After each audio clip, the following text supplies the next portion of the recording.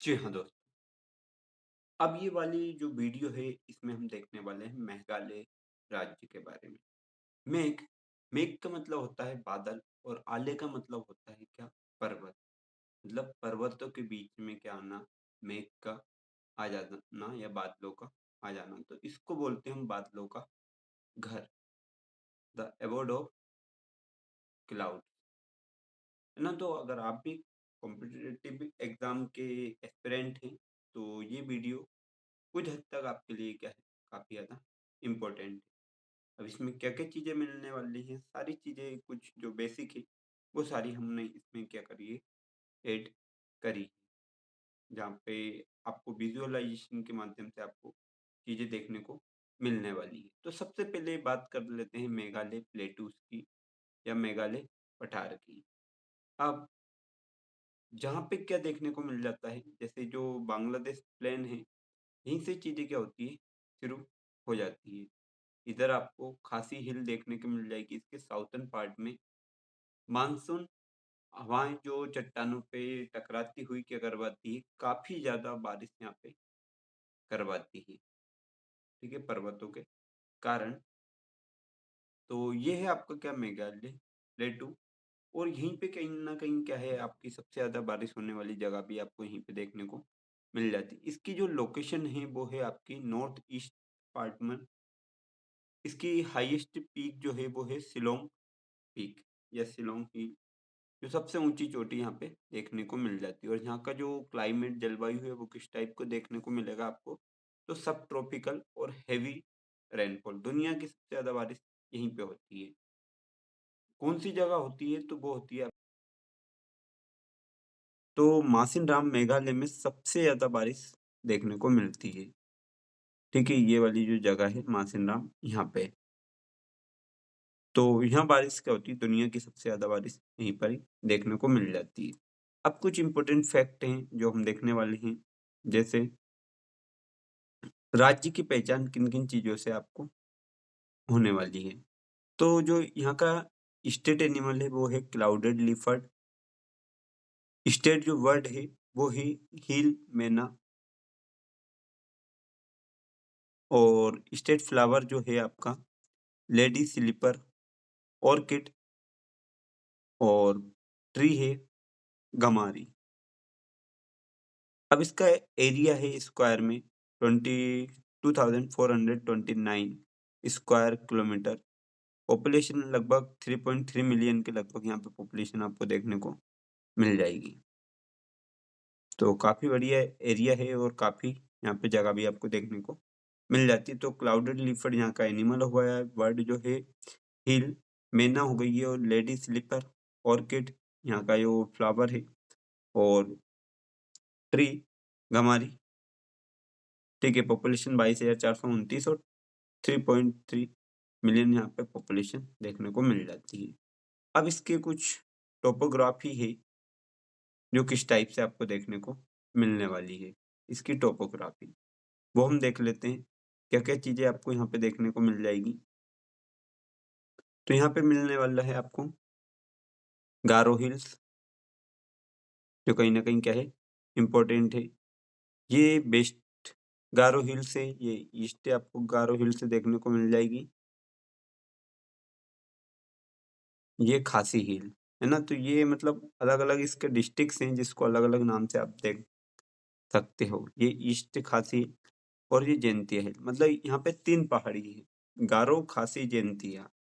गारो, खासी, जैंतिया, ये 3 ही हिल आपको क्या करना है, याद में रखना है। इसकी जो कैपिटल है वो आपको देखने को मिल जाएगी कौन-सी?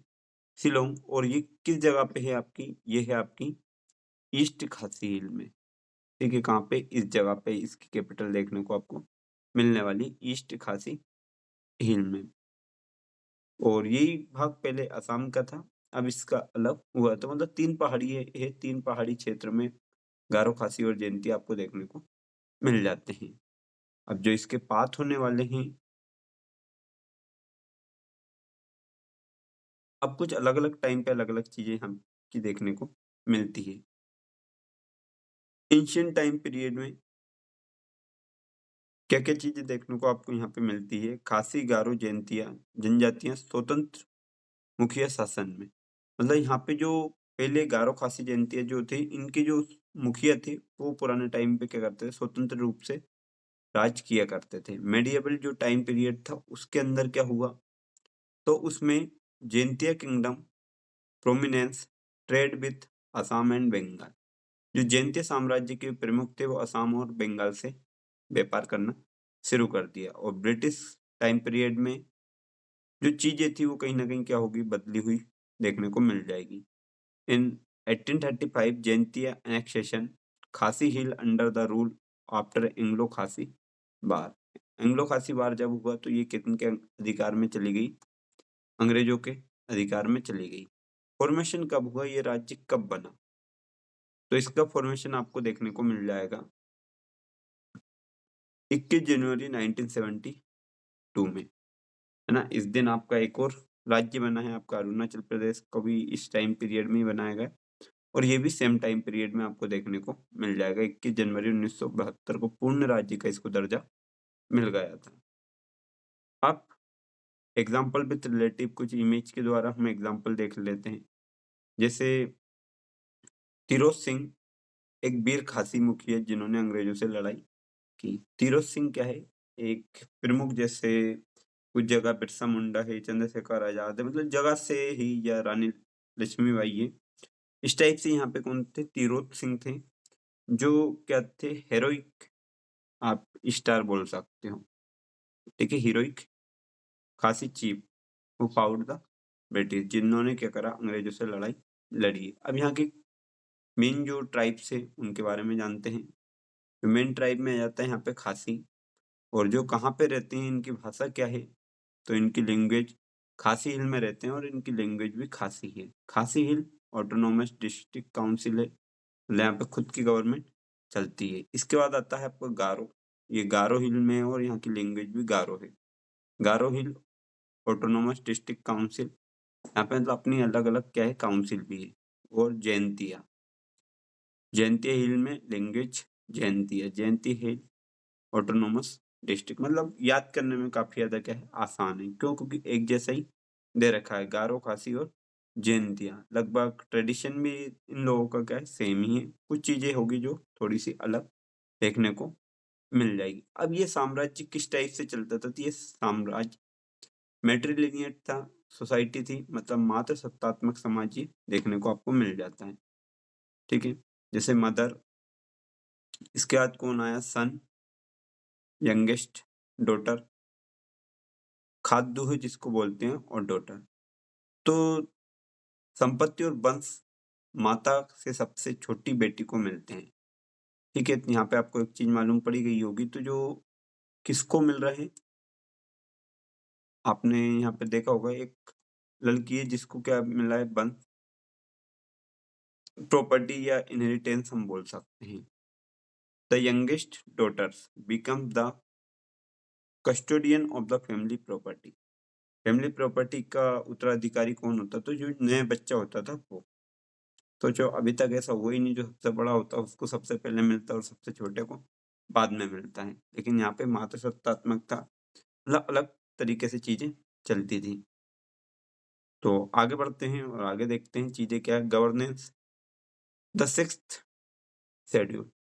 अब ये सिक्स्थ शेड्यूल जो है वो काफी ज्यादा क्या है, आपके लिए इम्पोर्टेंट होने वाला है, जिसमें आपको स्टेट गवर्नमेंट के बारे में कुछ जानकारी मिलने वाली है। अब एक तो स्टेट लेजिस्लेचर होगा, मतलब एक सदनी क्या है, यहाँ पे विधानसभा है, और दूसरा है आपका सिक्स्थ शेड्यूल एरिया, छठी अनुसूची में जो एरिया शामिल है वो।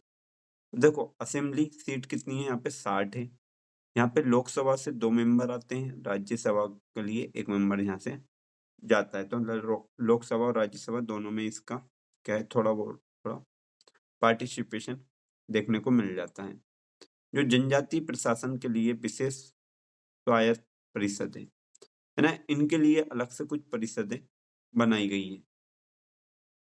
अब इनके जो राज्य क्षेत्र हैं उनमें अगर आप जाते हो तो उसके लिए मतलब यहाँ से इधर से लोग जाकर डायरेक्ट प्रॉपर्टी यहाँ पे नहीं खरीद सकते, क्योंकि उनके पास क्या है, customary loss managed by this council. कुछ काउंसिल और ट्राइबल्स के जो लोग हैं, उनके द्वारा रूल वहाँ पे क्या करते हैं, चलाए जाते हैं। तो इकोनॉमिक इंजन्स, आर्थिक इंजन क्या है, क्या-क्या चीज़ें हैं आर्थिक के लिए? तो 2 चीज़ें मेन हैं, एग्रीकल्चर और टूरिज़्म, और साथ में एक और मिल जाती है आपको, माइनिंग। तो यहाँ पे किस चीज़ के लिए? एग्रीकल्चर में राइस है, मेज़ है, पोटैटो है। तो इतना हो जाता है कि ये आराम से खा सकें। जिंगर, टर्मरिक और पाइनएप्पल काफ़ी ज़्यादा फेमस है। एक जगह का पाइनएप्पल काफ़ी ज़्यादा फेमस था, जो अभी मैंने लास्ट वीडियो में एक में बताया भी था। अब जो यही क्या है, इनके मुख्य आय का स्रोत हैं। प्रचुर वर्षा कृषि का समर्थन करती है, जबकि पठारी भूविज्ञान समृद्ध चूना पत्थर प्रदान करता है। तो 2 तरीके से यहाँ पे मिट्टी भी मिलती है और यहाँ पे चूना पत्थर भी देखने को आपको मिल जाता है। तो यहाँ पे मिनरल में आपको कोयला, लाइमस्टोन और यूरेनियम देखने को मिल जाएगा। तो आपने पठारी इलाका देखा होगा, जहाँ पे जो हेवी क्लाउड्स जो होते हैं वो टकरा के ऊपर की साइड क्या करवा रहे थे, बारिश करवा रहे थे। तो दोनों चीज़ें यहाँ पे देखने को मिल जाती है। तो जो पहाड़ जो है, उसके स्लिपी एरिया है, वो काफ़ी ज़्यादा हार्ड है, टफ है। आगे देखते हैं इंडो बुर्मा बायोडाइवर्सिटी हॉटस्पॉट, है ना? तो यहाँ पे कुछ क्या है, नेशनल पार्क हैं। अब नेशनल पार्क भी क्या है, काफ़ी ज़्यादा इम्पोर्टेंट है। नोकरेक नेशनल पार्क या राष्ट्रीय उद्यान आप बोल सकते हो। बलपक्रम या बालपक्रम नेशनल पार्क है। सेंचुरी में आपको नंग नंगरी बाल्यूम और सीजू, नोनगी, खिल्लैम और सीजू आपको 2 देखने को मिल जाएगी। साथ में जो क्षेत्र का अलगाव इस विश्व स्तर पर मान्यता प्राप्त हॉटस्पॉट के भीतर स्थानिक प्रजाति को संरक्षित करता है। मतलब कुछ अलग-अलग प्रजाति की चीज़ें यहाँ पे देखने को मिल जाती है, जो काफ़ी ज़्यादा क्या है, फेमस भी होने वाली है। तो 2 नेशनल पार्क हैं, नोकरेक और बलपक्रम, और नोनगी खिलम और सीजू 2 वाइल्ड लाइफ सेंचुरी आपको देखने को मिल जाएगी।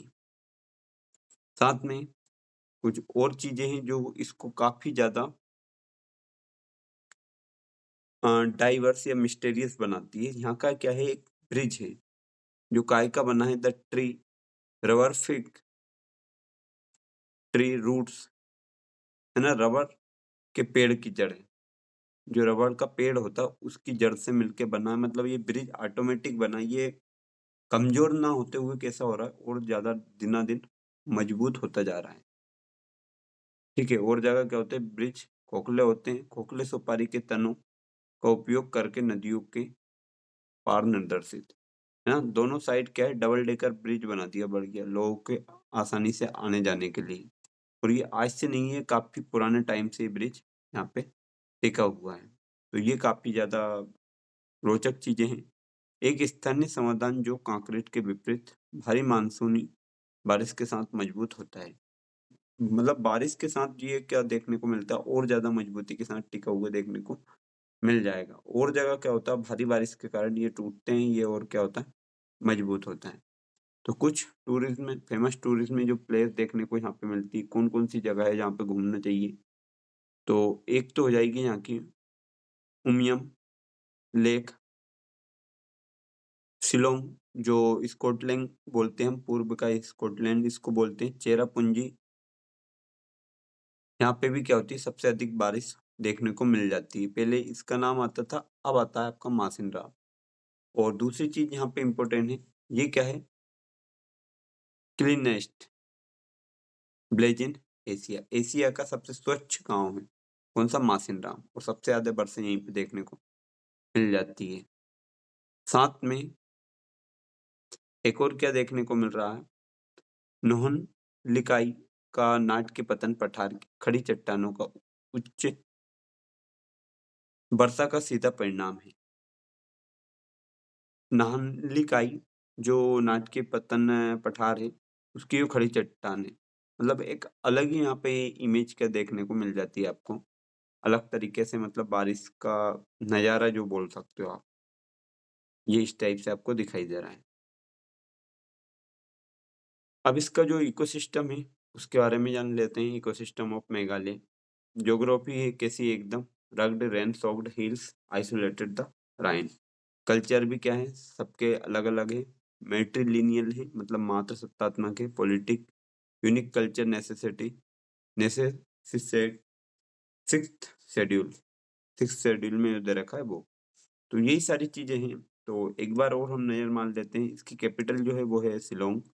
कब बना है ये? 21 जनवरी 1972। रेनफॉल कहाँ पे ज़्यादा होती है? मासिनराम में। ट्राइब्स कौन-सी दिखने को मिलेगी? खासी, गारो और जैंतिया। और सोसाइटी कैसी है? मैट्रिलिनियल है, मात्र सत्तात्मक है। ठीक है, तो यही आपका अवसर है, यही आपका रिज़ल्ट परिणाम है। ऐसे ही जुड़े रहें, बने रहें और अच्छी चीज़ें कहीं न कहीं सीखते रहें। कुछ चीज़ें छूटती हैं तो आप कमेंट में बता सकते हो, तो वो भी हम क्या करेंगे, आने वाले जो स्टेट की वीडियो है, उसमें ऐड करते जाएँ।